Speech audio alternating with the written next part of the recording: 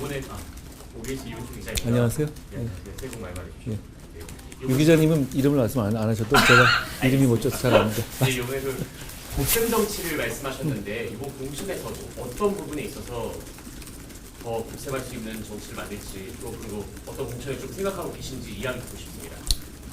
제가 곱셈 정치라는 말씀을 쓴 것은요. 어차피 정치는 상대적 비교이니까요. 지금 이재명 대표가 이끈 민주당은 이재명 대표를 보호해 줄 사람, 이재명 대표에게 조금이라도 정치적 이익이 되는 사람, 그러니까 이 총선 자체가 아니라 총선 이후의 내부 정치를 감안한 공천과 정치를 하고 있잖아요. 뭐 임종석이든 누구든 어떤 네임드가 됐든 간에 이재명의 경쟁자가 될 수 있거나 이재명이 감옥에 가지 않게 보호해 주는 것에 대해서 쓴소리 할 사람들을 다 하나씩 누구의 눈치도 보지 않고 잘라내는 정치를 하고 있죠. 그건 뺄셈 정치입니다. 그건 국민에게 도움되나요? 그렇지 않을 겁니다. 우리 정치는 지금 이 당은 제가 대표로서 이끌고 있는데 우리 당이 제시하는 후보는 저의 개인에게 어떤 종류의 이익이 되는지를 전혀 고려하지 않을 것이고요. 그 이후에 어떤 정치 상황, 뭐 저희도 내부 정치 상황을 겪을 거예요. 정치가 4월 10일이 지나고 나면. 그런데 그 문제는 저희는 전혀 고려하지 않습니다. 무조건 국민을 위해서 도움이 되는 분, 그리고 국민을 위해서 우리가 이기기 위해서 도움이 되는 분, 명분 있는 분이면 저희는 무조건 그분을 공천하는 겁니다. 그렇게 되면 그렇게 다양한 생각을 가진 많은 분들, 그렇지만 전제는 하나입니다. 우리는 자유민주주의 우파 정당입니다. 그렇기 때문에 시장경제와 자유민주주의적 기본 질서를 신봉하고 그걸 지키려 한다는 기본 전제는 있어야 된다. 그 부분이 확보하다면 여러 가지 강론에서의 생각이 다르더라도 저희는 충분히 포용할 수 있고 그래야 강해지는 정당입니다. 그런데 그런 사람들이 모이면 1 더하기 1, 2 더하기 2 이렇게 3 더하기 3, 6이 되지 않고 3명이 모이고 3명이 모였을 때 저희는 시너지 효과 때문에 9가 될 거라고 생각합니다. 그런 정치를 하겠다는 취지입니다. 위원장님 지금 말씀하신 거를 보면 지금 현 정부에 쓴소리를 하고 있는 분들도 계시잖아요. 그 유승민 전 의원님이나 그런 분들도 포함하겠다는. 누구를 특정해서 제가 말씀드리는 건 아니고요. 다만 포용도 최소한의 기강을 전제로 하는 겁니다. 아까 말씀드린 그런 전제 하에서 같은 방향으로 국민을 위해서 일할 수 있다면 저희는 그 부분을 보는 겁니다. 쓴소리도 발전을 위한 쓴소리가 있을 수 있죠. 그렇지 않은 쓴소리도 감정적인 쓴소리도 있을 수 있고요. 그런 부분은 구분될 겁니다. 어떤 특정한 분을 염두에서 말씀드리는 것은 아니고요. 설 기간에 대통령 부담에 대한 평가는 어땠을까요? 제가 이 질문에 대한 답을 이미 드렸으니까 따로는 안 드리겠는데요. 평가는 정치에 대한 평가는 국민께서 하시는 겁니다. 채널A 최수입니다. 네, 안녕하세요. 홍익표 원내대표가 어제 라디오에서 만주에서 독립운동한 사람들이 제대로 된 교육을 못 받다 보니까 이라고 말하면서 검사 백제를 함께 비판을 했는데 그거는 교육이라는 건 굉장히 넓은 의미가 있잖아요. 저는 만주에 독립운동 하던 분들이야말로 정말로 이 살아있는 교육을 받았던 분들 아닌가 싶은데요. 그러니까 자기 헌신하고 용기 냈던 거 아닌가요?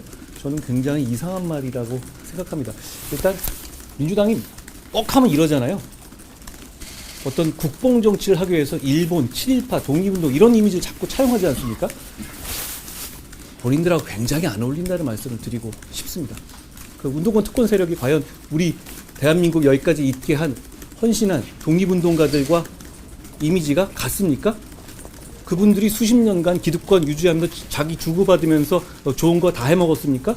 반대 아닙니까? 어제 잠깐 말씀드렸지만 그분들이 돈 봉투 돌리고 재벌한테 뒷돈 받고 룸사롱 가서 여성 동료에게 쌍욕했습니까? 그런 분들은 아니잖아요. 갖다 댈 걸 갖다 대야지. 저는 국민들에 대한 예의가 아니라고 생각합니다. 그리고 늘 그런 식으로 정치해왔죠. 뭐가 나오면 매번 이번 총선은 뭐라고 그러던가? 한일전이다? 그건 축구보다 하는 얘기고요. 그런 식의 정치 국민에 도움되지 않습니다. 그리고 그 문제는 국민들의 어떤 정서라든가 이런 걸 위해 정치하는 것인데 그건 국가와 나라에 해를 끼치는 정치입니다. 그런 정치 하면 안 된다고 말씀드리고 싶고요. 그분 또 이제 이게 한 군데서가 아니라 여러 군데 얘기했더라고요. 그럼 작전 짜고 나온 것 같은데요. 그런 짓 하지 말라는 말씀 드리고 싶습니다. 자기들하고 그 독립운동가들하고 비교해놓고 보세요. 뭐가 비슷하다는 거예요. 정반대 아닌가요? 좋은 건 자기들끼리 다 해먹고 있잖아요. 그리고 앞으로 지금 686이 786 될 텐데요. 독립운동가들이 그런 분들인가요? 만주에서 그렇게 살았습니까? 그렇지 않죠. 그리고 그분들 이렇게 되도 않는 비유를 하다 보면 자꾸 그분들 폄훼하게 돼요. 그분들이 교육을 못 받았다는, 아니 그런 말이 할 말입니까? 위원장님, 파이낸스 뉴스 정경수라고 안녕하세요. 합니다. 지금 최근에 중진제 배치가 PK 위주로 이루어지면서 당내에서 형평성 논란이 좀 일고 있는데 이에 대한 좀 입장 있으신가요? 이렇게 이해하시면 됩니다. 이게 저희가 굉장히 강세 지역에서 오랫동안 봉사해왔던 중진들은 굉장한 어떤 그 자체의 힘을 갖고 계시잖아요. 그 힘을 국민을 위해서 우리가 이기는데 잘 쓰기 위해서 저희가 재배치하는 게 필요한 것이잖아요. 그런 면으로 이해해 주시면 될 것 같아요. 그러니까 예를 들어서 서울이라든가 다른 곳도 꽤 많이 하고 있잖아요. 그러니까 그게 어느 한 곳에만 그렇게 볼 건 아닌데, 그런데 이 공천이라는 게 그렇잖아요. 공천은 우리 당 전체의 공천이기도 하지만 자기 인생을 걸고 정치하는 분 입장에서는 자기의 어떤 정치적인 커리어와 인생을 거는 문제니까 예민해지실 수밖에 없어요. 그런 문제가 있는 것인데, 그런 문제에 대해서 저희가 잘 설득하고 그분들의 어떤 그 마음으로서의 동의, 그리고 그럼에도 불구하고 함께 가는 걸 이끌어내는 것은 그건 제 몫인 것 같습니다. 그러니까 거기에 대해서 반발하는 분들이 있을 수 있어요. 근데 반발하는 것도 이해가 가는 면이 있어요. 제가 더 낮은 자세로 충분히 진정성 있게 잘 설득하겠습니다. 그러려고 제가 불출마한 겁니다. 제가 나가면서 당신들 안 나가는 거 희생하는 거 이래야 된다 얘기하면 이상할 것 같았어요. 제가 그것 때문에 처음에 제가 불출마하겠다고 얘기했던 겁니다. 안녕하세요. 정치 얘기 나와서 말씀드렸는데 강남 같은 경우에 강남에선 들어가면 정치하고 탈출한다 이런 보도가 나왔더라고요. 관련해서 위원장님 입장 특정한 분을 어디에 자배치한다는 이런 문제를 제가 언급한 적절하지 않은데요. 다만 저희가 이미 많은 사랑을 받고 있는 지역에는 저희는 좀 이 다른 곳에서 싸워서 이기실 수 있는 분들이 있잖아요.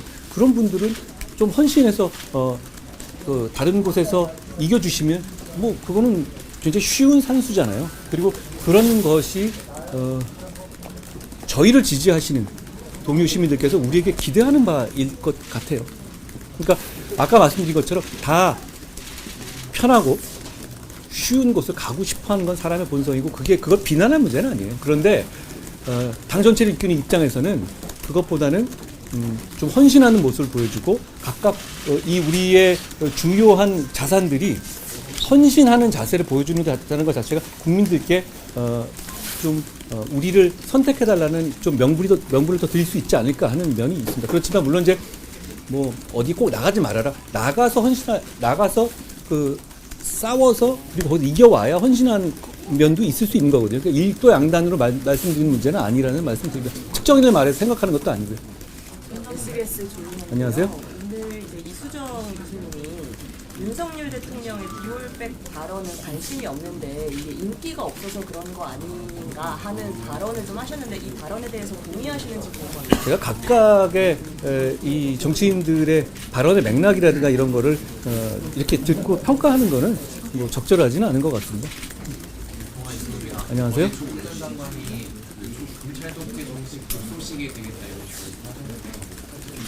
제가 이렇게 말씀드리고 싶어요. 저는 조국 전 장관을 비난하고 싶지는 않아요.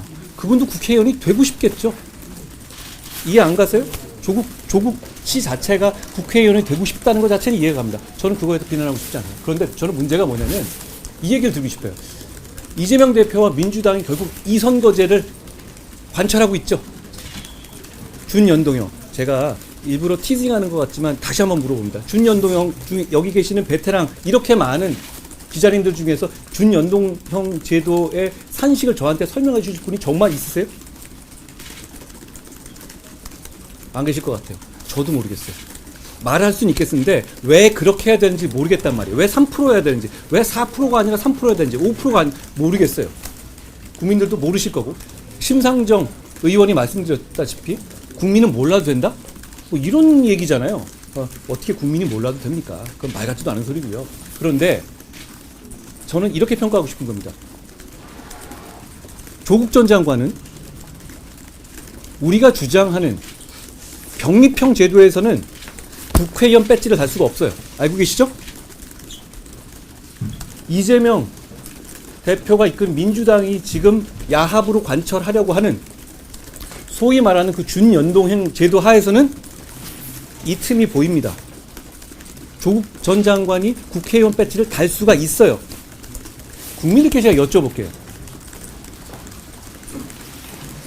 조국 씨가 국회의원이 될 수 있는 선거 제도가 국민의 의사를 반영할 수 있는 제도입니까? 아니면 조국 씨가 국회의원이 되는 것을 엄두도 못 내는 제도가 국민의 의사를 제대로 반영하는 제도입니까? 조국 씨는 민주당으로는 못 나와요. 민주당. 그렇게 이렇게 정말 이재명 대표 때문에 정말 도덕적이 극단적으로 낮아져 있는 민주당에서조차 조국 씨를 공천하기 어렵단 말이에요. 누구나 알고 있죠? 그럼에도 불구하고 그런 이재명의 민주당에서조차 출마해서 배지를 달 수 없는 조국 씨가 이렇게 뒷문으로 우회해서 국회의원 배지를 달 수 있는 제도가 바로 이 제도입니다. 이 제도가 얼마나 문제 있는 제도인지, 국민의 민의를 반영하지 않는 제도인지 그것만 봐도 알 수 있는 것 아닙니까? 이 제도 하에서라면 민주당의 어떤 사실상의 지원으로 조국 씨는 4월에 국회의원이 될 겁니다. 그게 민의를 반영하는 겁니까? 이게 어떻게 보면 조국 씨 같은 사람이 절대로 국회의원이 될 수 없는 조국 씨 같은 사람이 국회의원이 될 수 있는 마법 같은 제도예요. 이 마법을 누가 부린 겁니까? 이재명 대표와 민주당이 부린 겁니다. 거기에 대해서 국민의 확실한 평가를 받아야 합니다. 선거제도는 누구를 당선되게 하는 것도 중요하지만 절대로 당선되지 않아야 하는 사람을 당선되지 않도록 하는 것도 중요한 제도인 겁니다. 지금 민주당이 추진하는 제도는 그렇지 않은 제도입니다. 그 점에 대해서 책임을 져야 한다고 생각합니다. 안녕하세요. 안녕하세요. 설 연휴에 대상지대가 합쳐졌고 신당 창당 후보들 야권의 변화가 많은데요.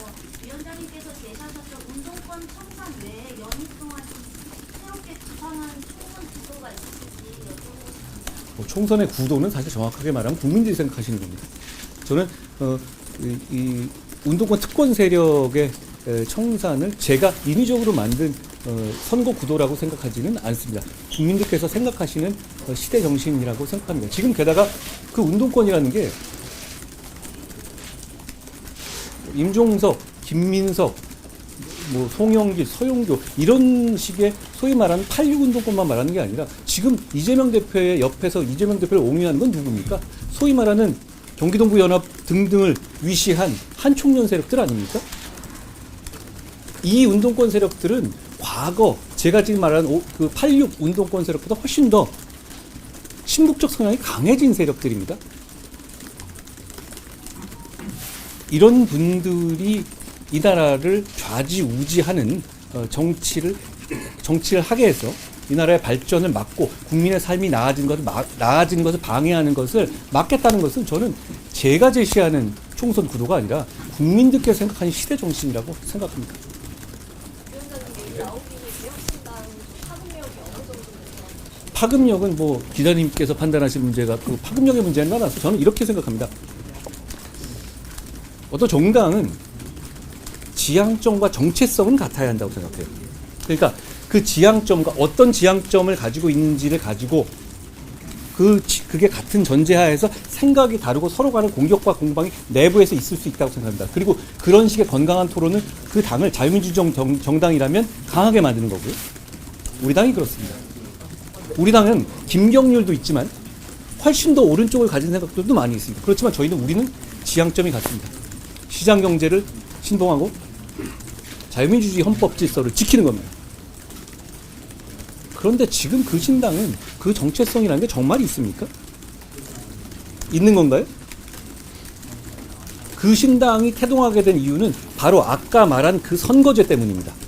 그렇지 않아요? 선거에서 배지를 다는 방법을 찾기 위해서 모이는 것이잖아요. 그리고 원래 생각이 같지 않았던 사람들이 그 생각이 디테일이 다른 게 아니라 지향점과 정체성이 다른 거죠. 일종의 영주권 얻기 위한 위장결혼 비슷한 것 아닙니까? 생각이 다르고 생각을 같이 모을 생각이 없잖아요. 일반적인 정당의 형태는 아니라고 생각합니다. 그 이상의 파급력이라든가 그 정당의 미래에 대해서는 제가 평가 위치에 있지 않습니다. 그 정도 여기까지만 하겠습니다. 고맙습니다. 새해 복 많이 받으세요. 새해 복 많이 받으세요. 많이 오셨네요. 감사합니다. 고맙습니다.